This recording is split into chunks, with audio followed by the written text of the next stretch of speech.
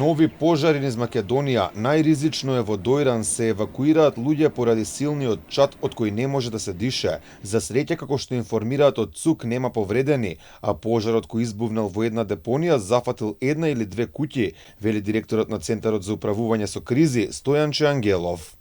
Ја користам оваа прилика да апелирам до сите граѓани или до сите лица кои што живеат во оние полунапуштени села, итно да се евакуираат доколку слушна дека во нивна близина има активен пожар. Нека не чекаат огнот да дојде до селото. Освен доколку не е организирана одбрана на селото од страна на локалните власти, од страна на локалните пожарникари, тогаш е пожелно да помогнат во спречувањето на огнот да навлезе во селото. Покрај Дојран, меѓу најкритичните опожарени места низ државата се Кумановскиот и Светиниколскиот регион. Екипата на Алфа беше во селото Кокошиње, каде огнените јазици зедоа еден живот. Покрај пожарникарите на помош против големиот пожар се и мештаните, но и луѓе од други градови со цел справување со огнот. Па ситуацијата што да ти кажам катастрофална. Ситуација е катастрофална. Што да кажам? Не знам што да кажам. Вие тука живеете, рекоте? Тука живееме, чуваме крв. Па пострашно овче. Јас дојдов тука да помагаме на црквата. Да. И сега нема могуćност и мора да гасам.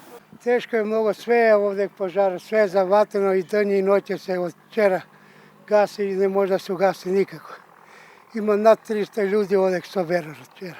Има неки куќи, 5-6 куќи овде ке изгорено и човек има изгорен. Едно се гаси, еве доле се пали. Значи продолжува пожар, имаше авиони, имаше акција, гасива нешто, али тој што ќе успее, немаѓи, гори, ту имаше стари куќе, горив, имаше пчеле, исто тој може да се слика близко е, пчели гори. Запалило се санаци, пчели лети, гори. Лоша, полошо, значи нема. Покрај од Копно во Кокошиње на помош дојдоа и тракторите од Дирекцијата за заштита и спасување.